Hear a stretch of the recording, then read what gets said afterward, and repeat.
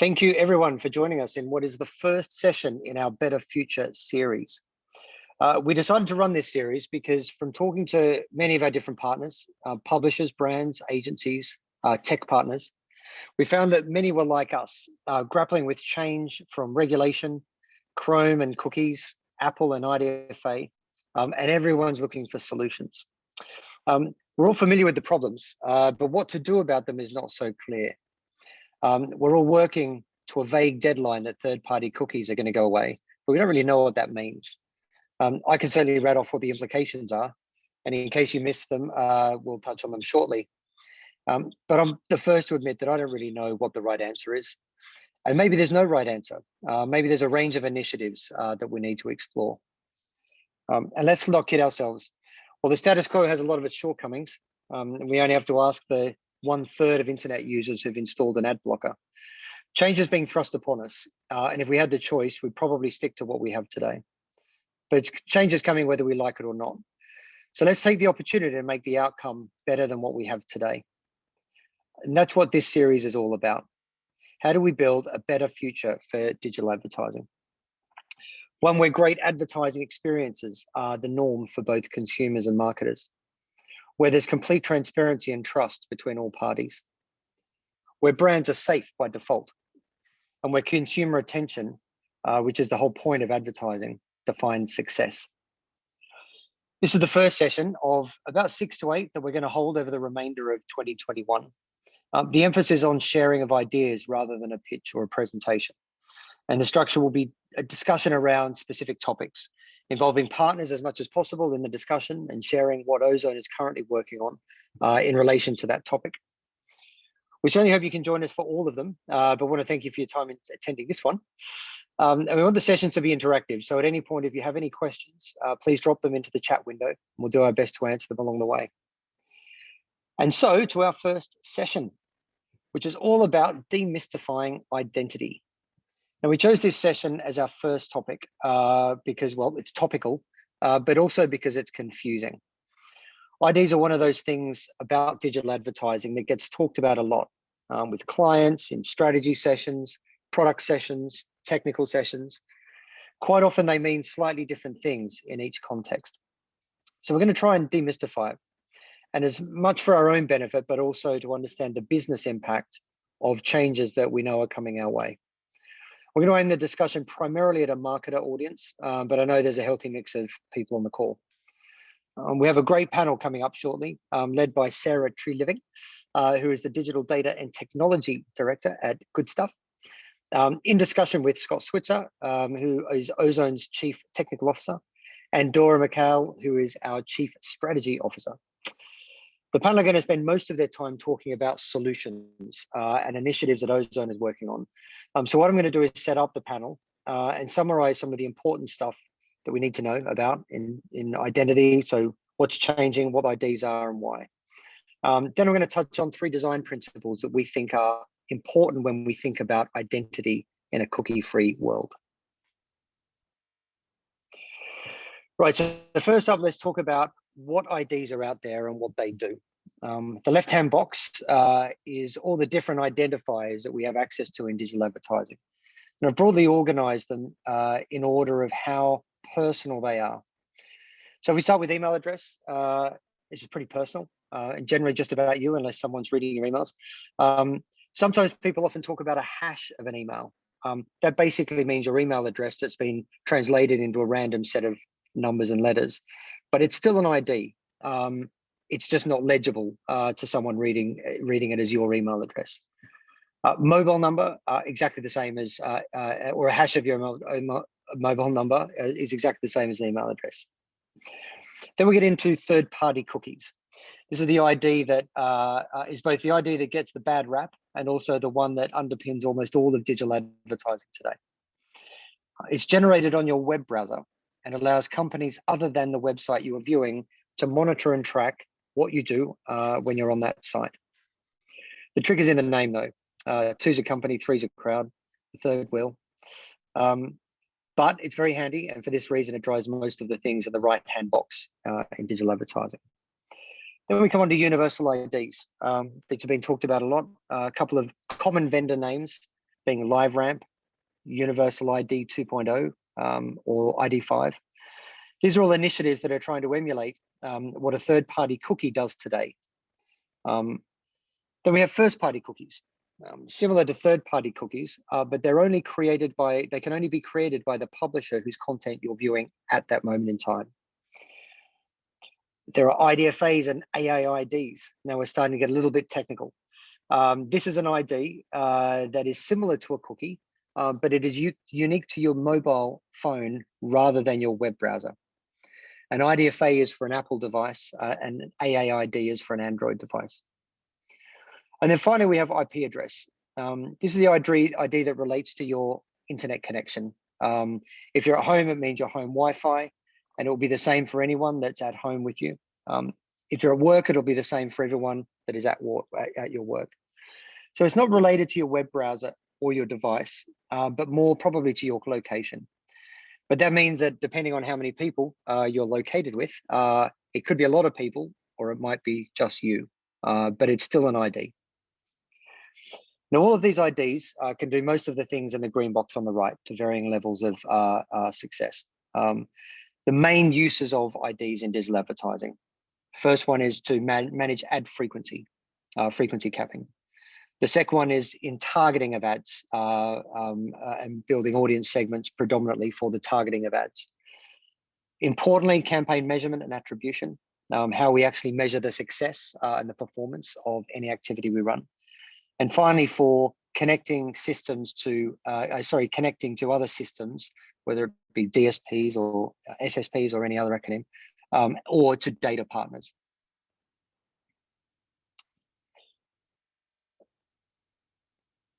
Now, the common thing that all of the IDs on the left-hand side have, even though they're all slightly different, is that they get consumers, regulators, and browser makers, and Apple in a particular knot. And it's all about tracking user behavior. The general consensus is that tracking is not good and should be first consented by the user and limited as much as possible. So the world of advertising is changing, and not everyone loves tracking. Over a third of web users have an ad blocker installed. Safari introduced intelligent tracking prevention in 2017 to limit tracking by third parties, mainly for advertising purposes. Firefox introduced something similar called enhanced tracking prevention in 2019. Chrome was under pressure at this point to do something similar. So Google announced in March 2020 that in 2 years' time, give or take, which would put us into the first half of next year, Google will also limit tracking and the use of third-party cookies in Chrome. But they want to make sure that advertising still works well enough first. And that is why we're all here. Well, we don't have a time frame. When Chrome does actually make that change, all web browsers will no longer support tracking as we know it today. But it's not just about the web browsers. Let's look at other indicators. The GDPR itself was introduced in Europe in summer 2018. We've been living with these annoying pop-up cookie notices ever since. Apple announced this year that it would put a big window in front of users in their latest software update to ask them if they really wanted to share all their personal details with these unknown app developers and data companies. So the message is pretty clear, particularly when it comes from consumers, regulators, and browser makers. Change is on the way, and we need to change the way in which we do things today. So how could these things be different? What could we think about as design principles if we need to reinvent the way we do things? Well, at Ozone, we've spent a fair amount of time thinking about these questions and have come up with 3 design principles. The first one is to reimagine measurement. Measuring campaign performance, e-commerce activity, and general user behavior can't be done the way it was before. But if we had to change, let's listen to the message from the previous slide and not re-architect the past. Now's the time to think about success in other ways other than just pure DR or end of customer journey metrics.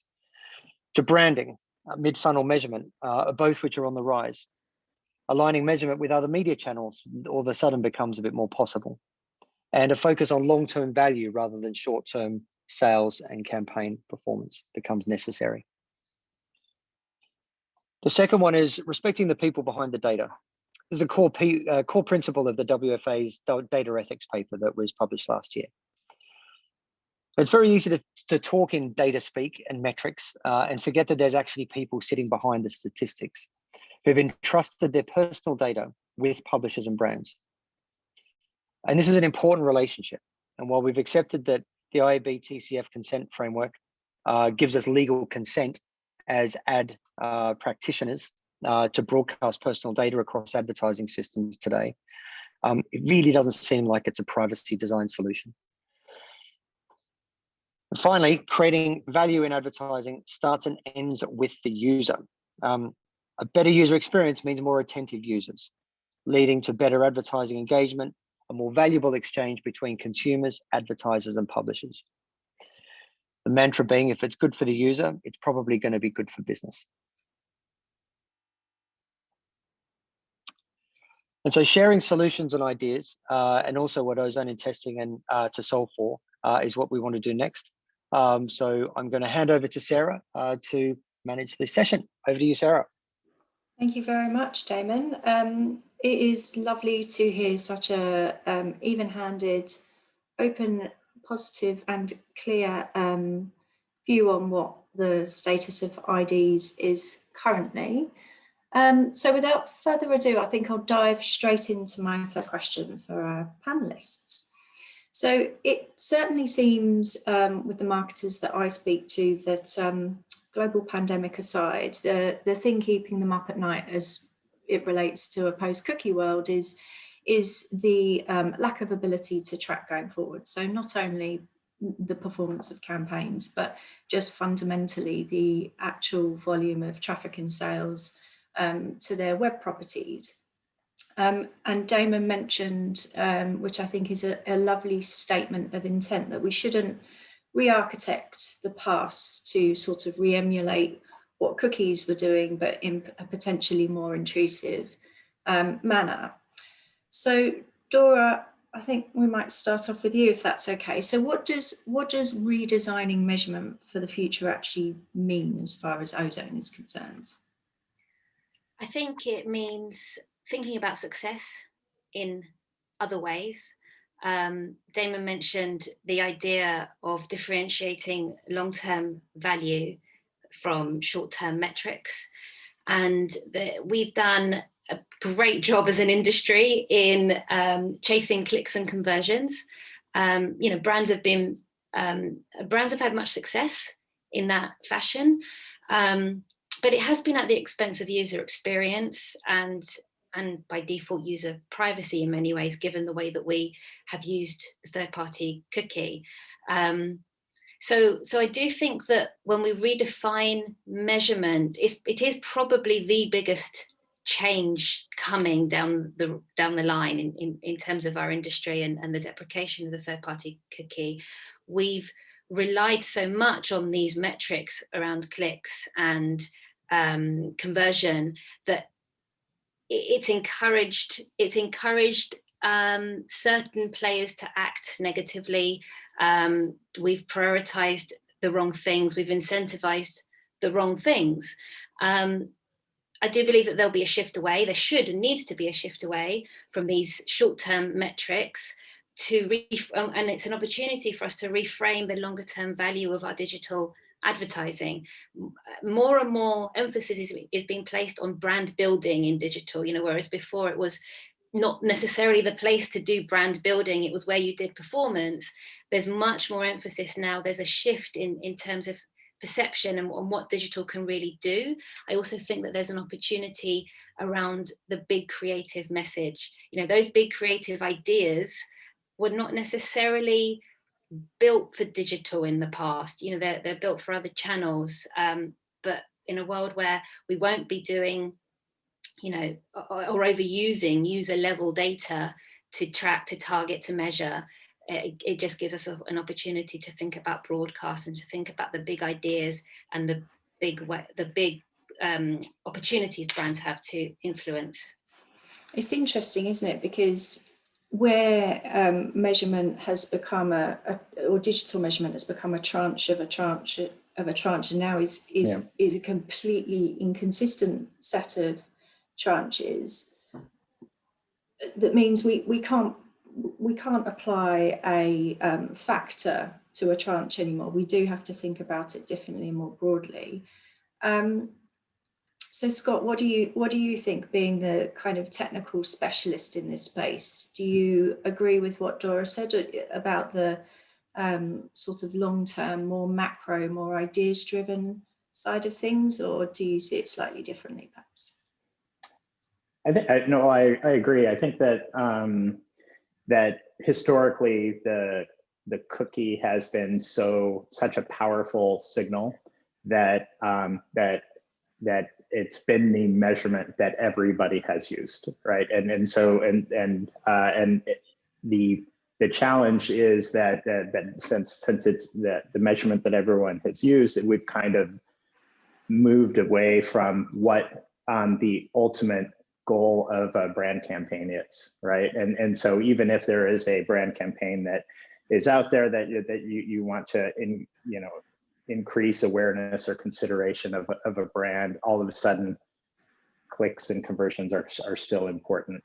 And I think that actually when we move away from having such a powerful signal to measure campaigns, that allows us to really think about all of the more subtle signals that together make a much clearer picture to what a brand campaign is, and putting those signals together to really measure user attention and to really measure whether or not your message got through, and what behavior overall were you able to change behavior overall versus did this one person do this one thing based on a deterministic signal. I think that that's the thing that I'm really excited about in thinking through now when the cookie is gone, is just how is that going to be able to make digital advertising better and more kind of aligned with a brand and their goals. I completely agree. I think the thing that excites me also is of the digital metrics that we've got left that aren't susceptible to cookies, particularly in the search space.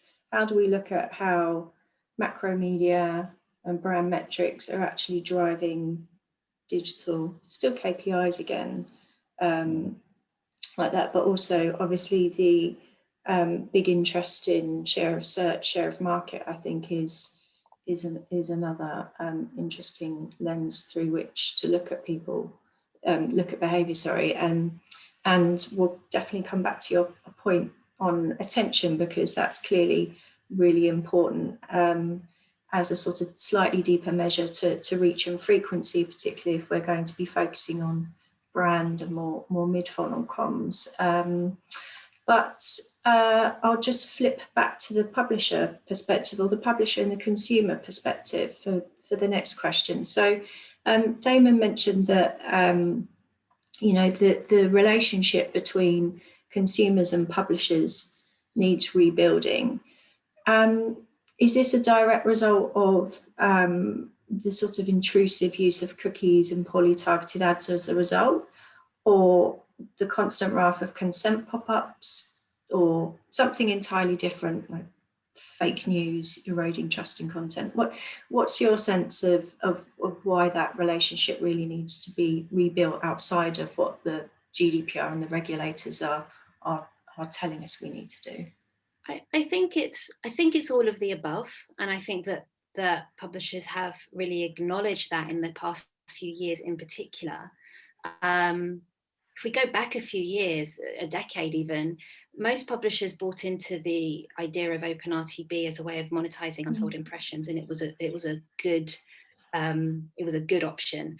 But the setup, the way it was designed, high volume of impressions, low CPMs, it created the wrong incentives for publishers. It resulted in too many ads on the page.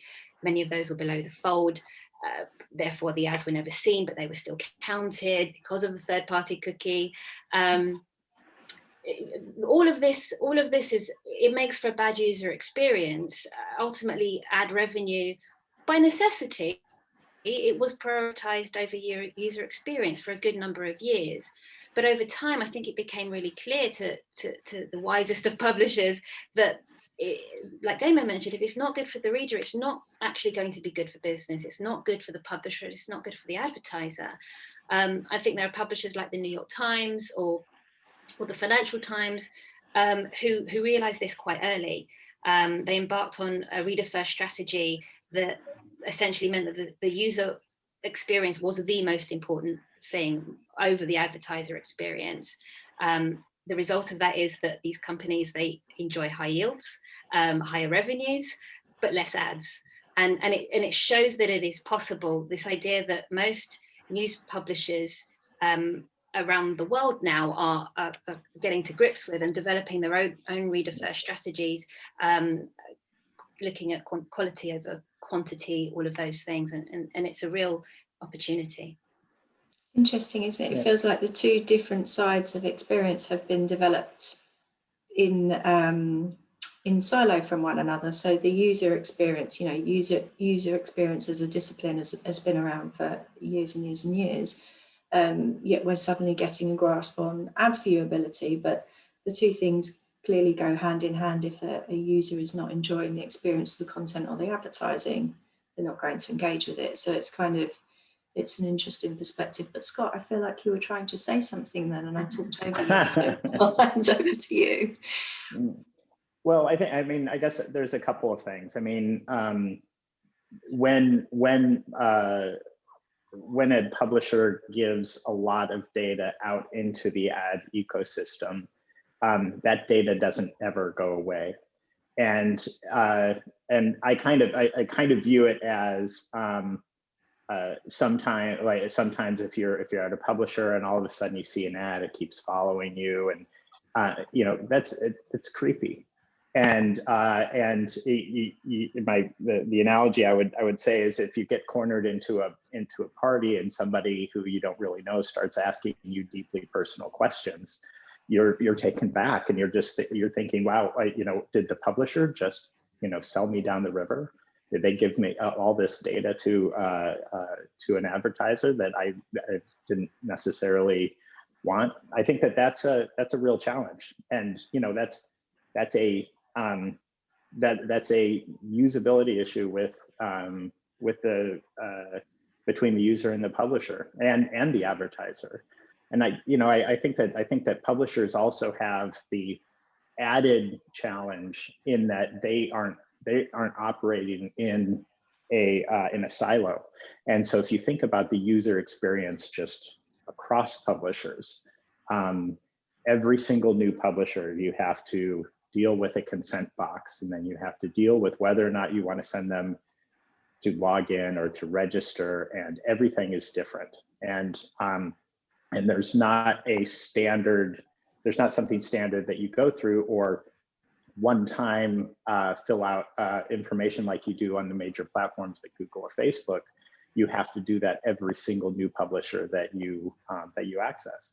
That's really hard. I mean, and users are turned off by that.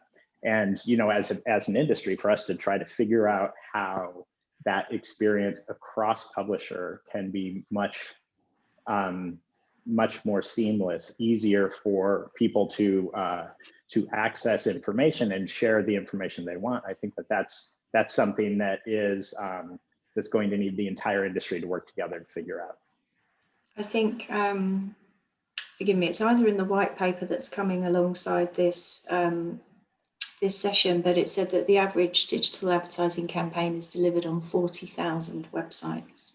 So the difference in consumer experience across that must be vast. And whilst Damon has set the tone that this is about a positive point of view on the situation, but equally the irony of consent platforms having to gather some form of personal information about yourself to be actually able to exclude you is a challenge that needs overcoming. Clearly, and it does come back absolutely to the user, and to Scott's point, this idea of collaboration as well as an industry. Thinking back to that last point about measurement, there's there's limited opportunity for, and you'll know this better than we do, but there's limited opportunity if you're doing your media planning and you're thinking about performance and measurement. There's limited opportunity across Google and Facebook.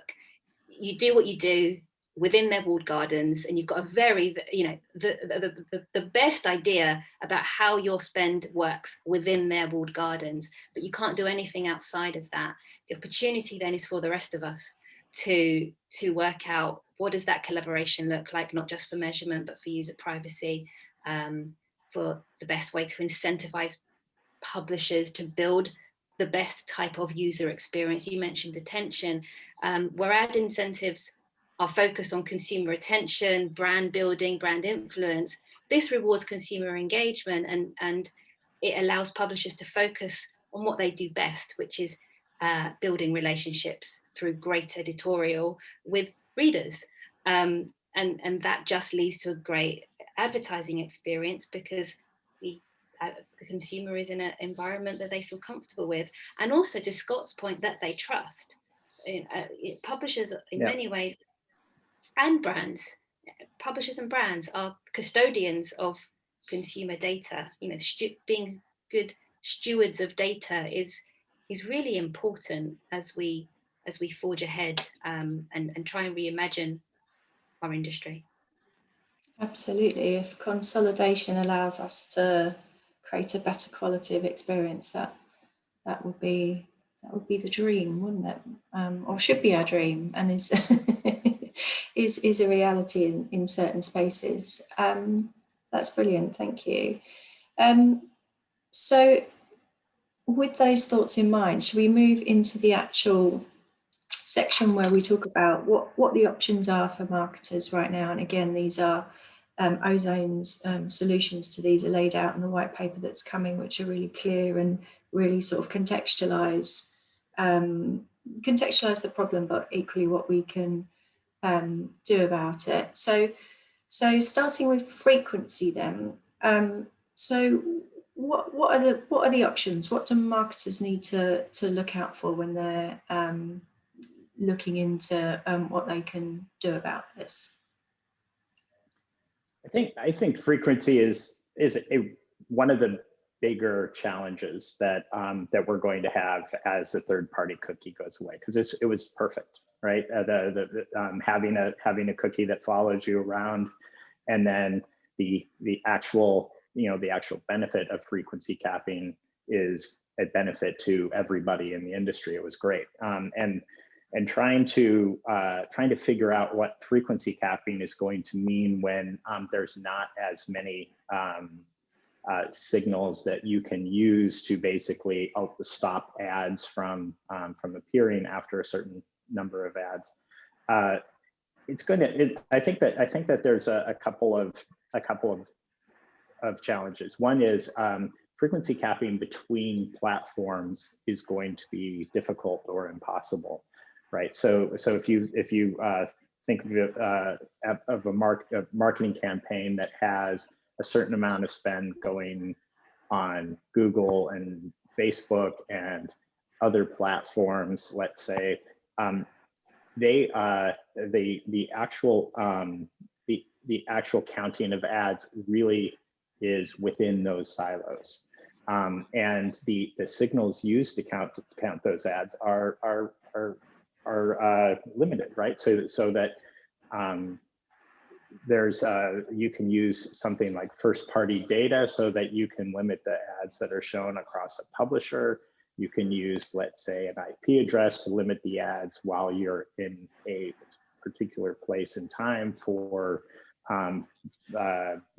but doing that cross measurement is going to be really, really difficult. And I think that ultimately what's going to happen is that as you get more and more platforms, the smaller platforms are going to really struggle because marketers are not going to want to basically burn additional spend on impressions that only incrementally give you a smaller number of users. And a lot of the frequency capping is not necessarily going to be deterministic like it used to be, but more probabilistic. And so the means for a marketer to basically add more and more platforms to get a bigger and bigger reach and is going to be really expensive. And so that's going to be a real challenge.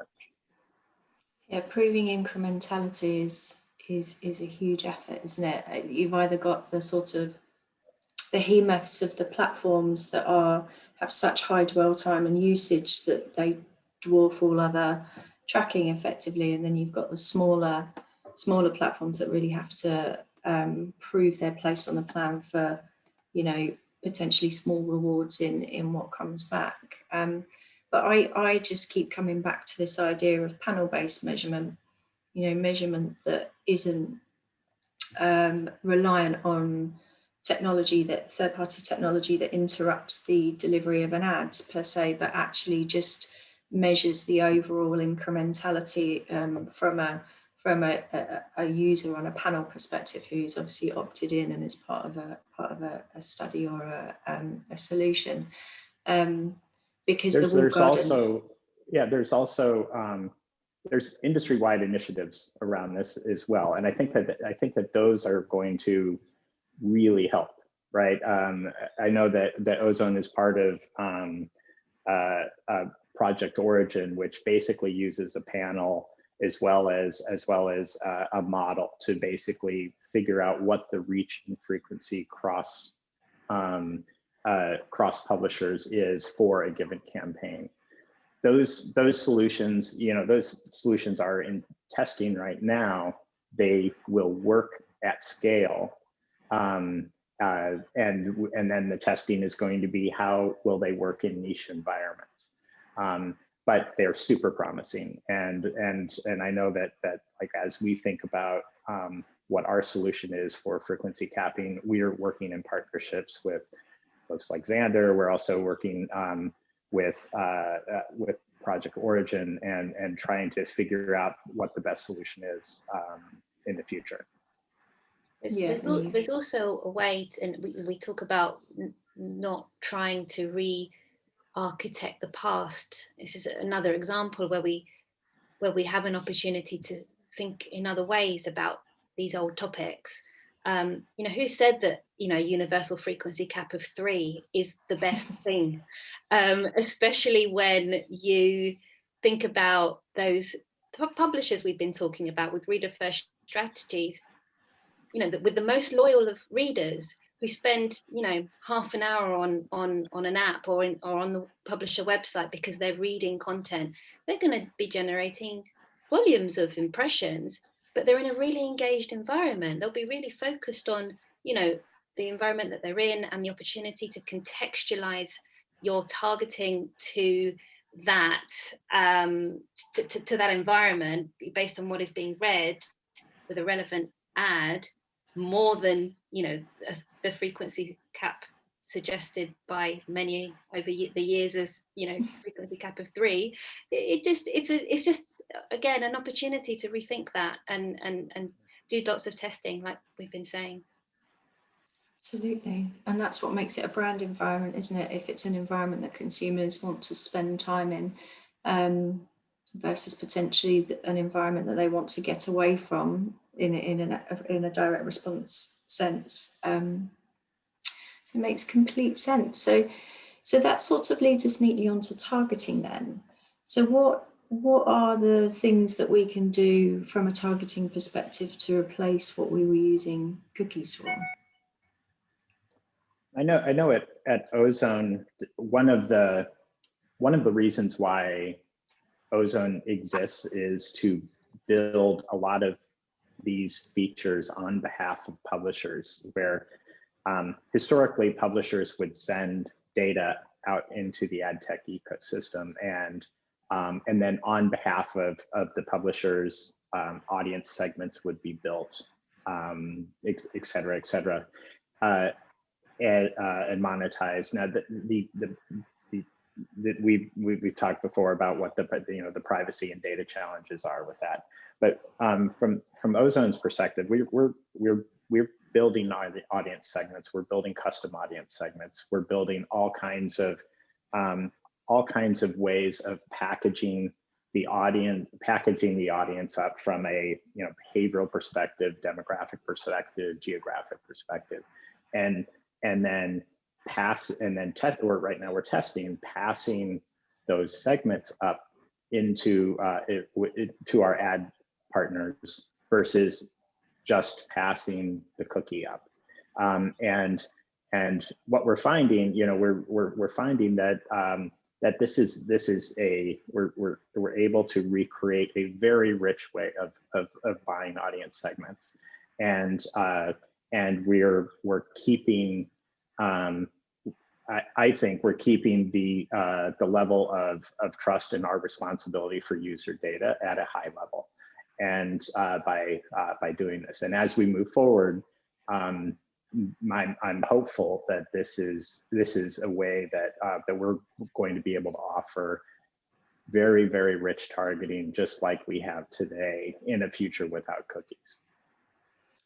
And if my understanding is correct, you've just sort of explained what the Ozone ID is, in terms of it being a strategy, not a physical ID that gets passed around, if my understanding is correct. Would you mind elaborating on that aspect a little bit? Because I think that's quite a unique point of difference in how you're approaching this.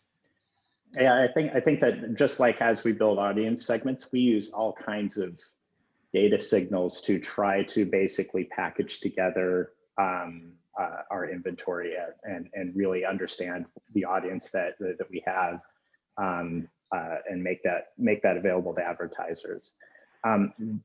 It's basically been consolidated down, in the shorthand is called Ozone ID. But actually, what we're doing is we're using all of these signals so that we increase addressability, right? We increase addressability from roughly 50% to roughly 75%. We will continue to basically add data signals internally, so that we can build out rich audience segments on behalf of our publishers. Externally, we're not necessarily passing all of those data signals. We're passing rich audience segments. So if you think about Ozone ID, it's really about increasing addressability internally. However, externally, it's the outcome is really going to be the audience segments, not any particular ID. And I would contrast that just with the third-party cookie or live ramp ID or UID or other IDs like that we are not necessarily passing those types of IDs to our ad partners. We're doing tests right now and thinking that through. And so Ozone ID is not necessarily an ID in that sense that we pass to ad partners. And that follows the passage of, Google with its, is it 5 different types of cohorts or 5 different types of identity that they will roll out, in the sense that, cookies was sometimes sold as one-to-one marketing, which it wasn't. It was still about cohorts of individuals, unless you're getting into the real granular remarketing side of it. But so it seems that you are following the ethos and the spirit of,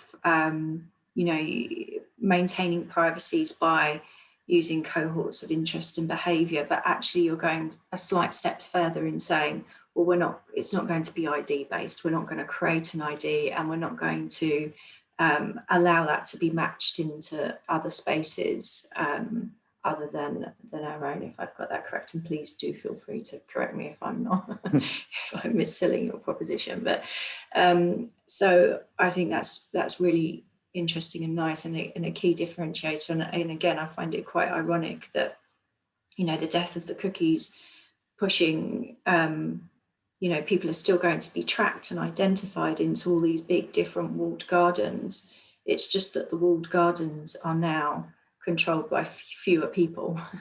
So by the handset that, you know, talks to 50% of the UK, and, you know, the search engine that accounts for 80% of search. So it's you know, we're sort of just shifting the visibility of what we're doing into different but more controlled spaces, for sure. Obviously, like the cookies just being open web and untraceable and untrackable is clearly not a situation that could continue, but again, less persistent than potentially these walled gardens tracking of yourselves, because cookies would expire fairly quickly. So all really, really interesting dynamics. And now the angle of the question that I understand least, so I'm very interested in the response to this one. So what can we do about system interoperability? So is that about interoperability of device, so cross-device tracking, or is that actually about how do we track advertising versus more broadly what's going on at marketers' websites? So I presume that's one for Scott. Yeah, I guess Google announced that as they are communicating between Google and other ad platforms, they are going to not support any sort of identifier that is being passed in between platforms, and that's that kind of resonates with me.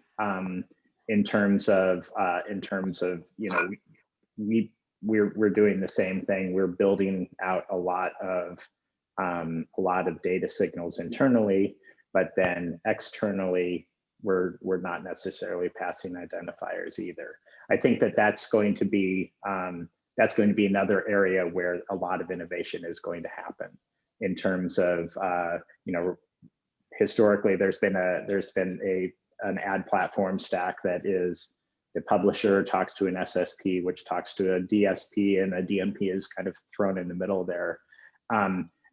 If identifiers can't be passed through to all of these systems, how are these platforms going to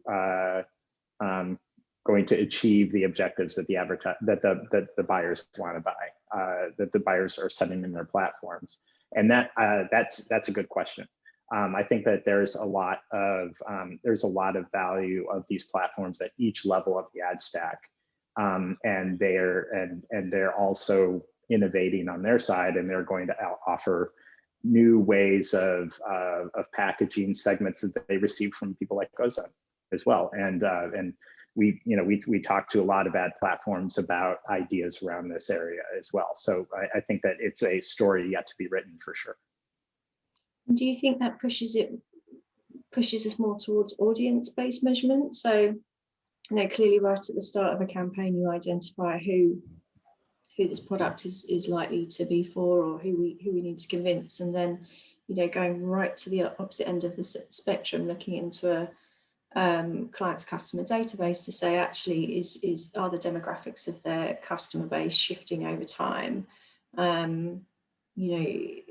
And what role are the sort of the digital touch points or signals? What role are they playing in shifting those audiences? Because I know I've seen some measurement. So I've seen a lot of research companies, for example, giving a lot more thought into how they measure the impact of the data that they're selling much further along the line. So yeah, I think. Do you see that audience measurement plays a big part in that, or it's just a small part of the overall kind of solution that people are putting forward? I think it can't be discounted. It's difficult to know. I mean, we talked at the start about measurement being probably one of the key, let's say, areas that is changing that people feel most nervous about. So it's probably right to assume that there's a certain emphasis in finding a solution here that works without it needing to replicate what came before, that clearly we're all agreeing now is no good. So yes, I think so. It's just hard to know the extent to which that versus other, you know, competing priorities. It ultimately comes down to that idea of collaboration, and finding ways to both respect consumer privacy, but also continue to innovate. And that is really exciting. That's what this industry does best. So watch this space effectively. That's great. And so I think the final question then, before we move to any questions from the audience.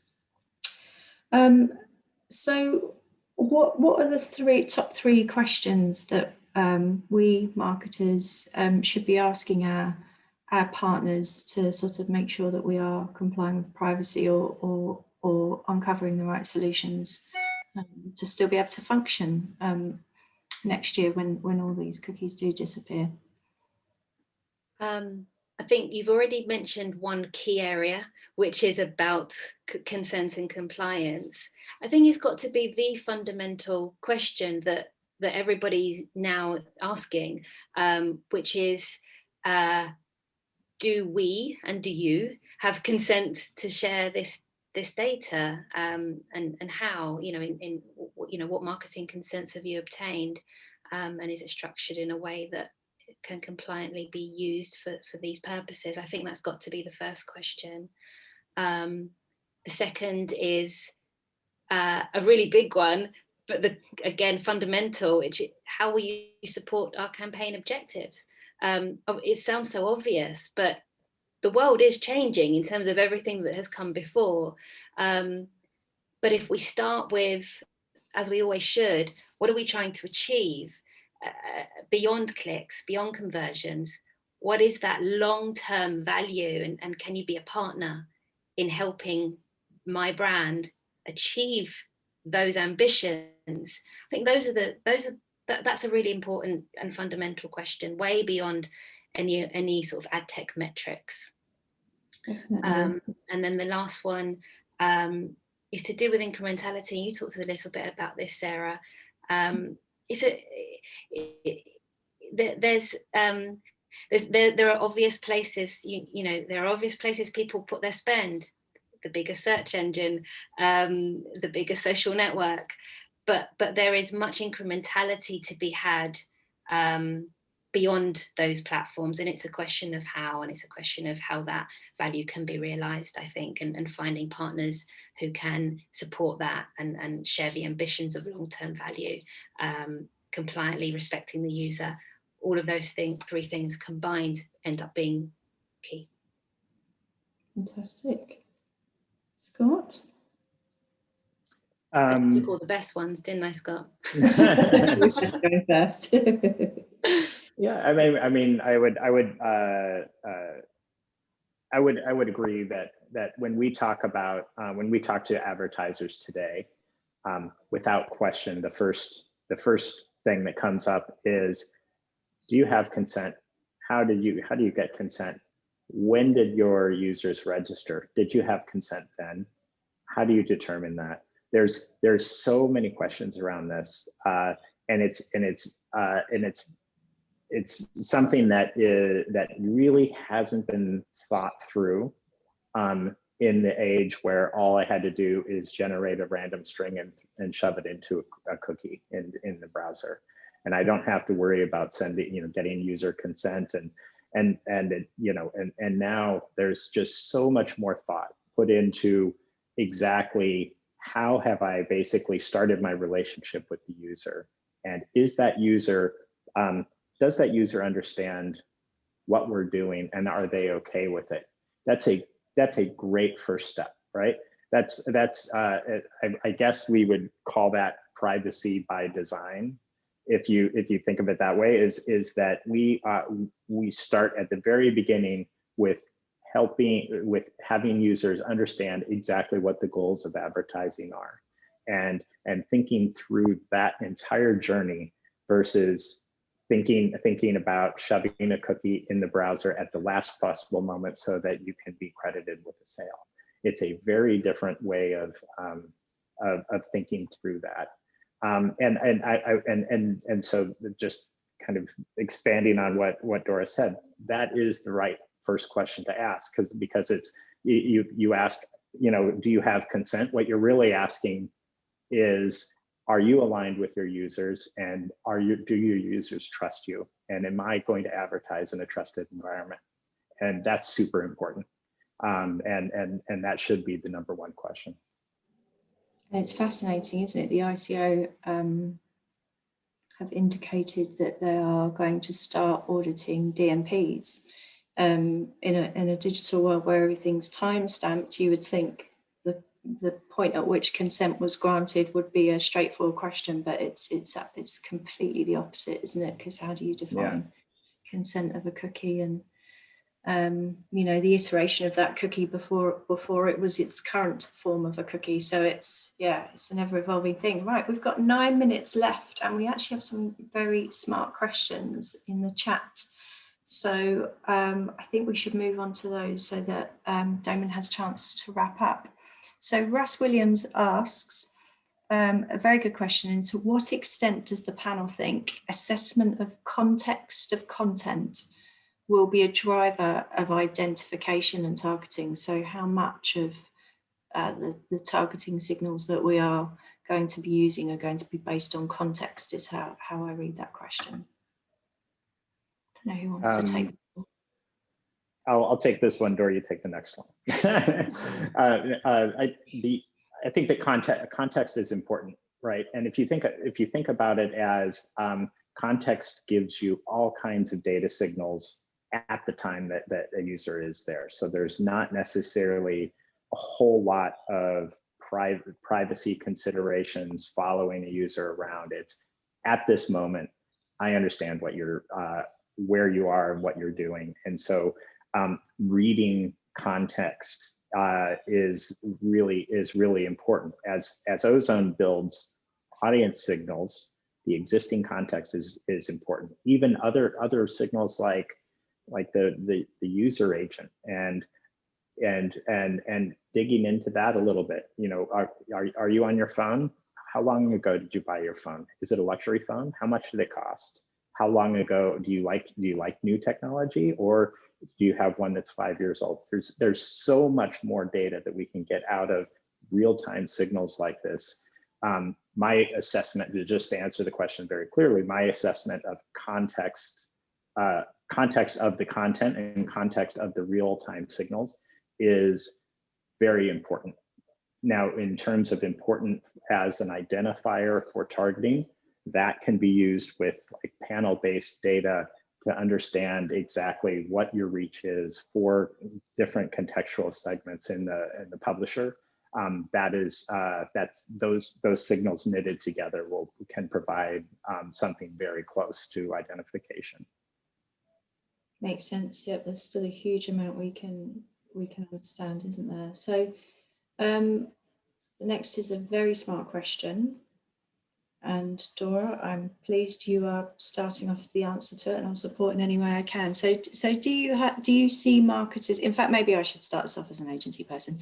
Do you see marketers having to manage multiple channels that don't talk to each other? So a Google channel, an open web channel, etc., and thus maintain different strategies based on what ID channel you are using.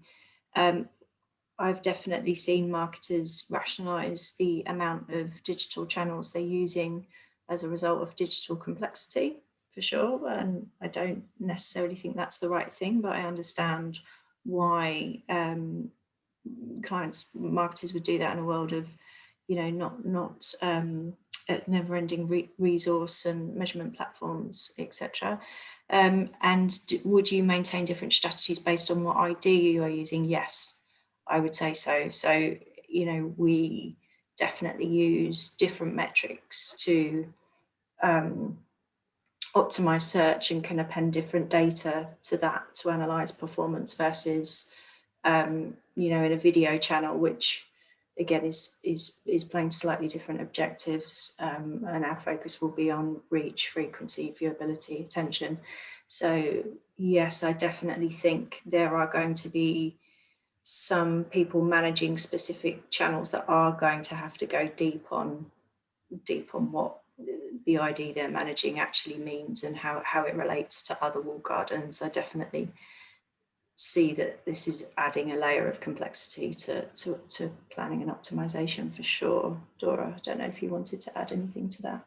I mean, I think your perspective on this is key. I don't think I could add anything more to that, because it absolutely makes sense. The only thing I would say is there is a danger, if that's the right word, of budgets just for ease shifting to the walled gardens, and you know, that is a real sort of shame for all of the good work that goes into creating environments for users that attracts engagement and attention. And there's innovation to be had to support the challenge that you've described as a marketer, I think, Sarah. Completely agree. Right, there's one more question that we might try and squeeze in 1 minute, if that's okay, Damon. Or would you rather go to wrap up? No, he's smiling, that says go. Okay, so Lee says there's been a lot of discussion around delivery and audience reach, but I think there also needs to be a consideration for cost, absolutely. So, and as we start to look at technologies or IDs like Ozone, are the cost gains that can be achieved as our tech stacks and partnerships become more complex? And I'll start that off by saying I think greater transparency brings greater cost efficiency. I think if you know where your money's going, you can do something about it. And I think relationships with Ozone, with partners like Ozone and others, provide that transparency and that closeness to the actual content creators themselves. So I think it's a good thing. Yeah, I would say that that Ozone is building a lot of the technology, or building out, you know, we're building out cross-device graphs and audience segments and all kinds of stuff. So hopefully upstream from our publishers is a simpler process, my hope. I'd say that from a cost perspective, multiple platforms, buying across Google, Facebook, you know, 2 or 3 open web opportunities like Ozone is going to be costly from a media perspective, and then from an overall cost perspective, I don't necessarily think that that it's going to be a more expensive proposition that there has been in the past. Like, it's been very, very well proven that the platforms have taken a lot of working media out of a lot of cost out of the advertiser dollar, so the percent working media is much smaller. I think that it's not going to get worse than it is now. Hopefully it'll get a lot better. Agreed. And on that confident statement, I think we'll hand back to Damon to summarize. But thank you, everyone. Thank you very much. Great conversation, panel, and thanks for the questions that have come through from folks. So just in summary, it sounds from this discussion that if it's good for users, it's good for business. It's all about consent. And if Scott invites you to dinner, don't ask him deeply personal questions. Right, final thing from us.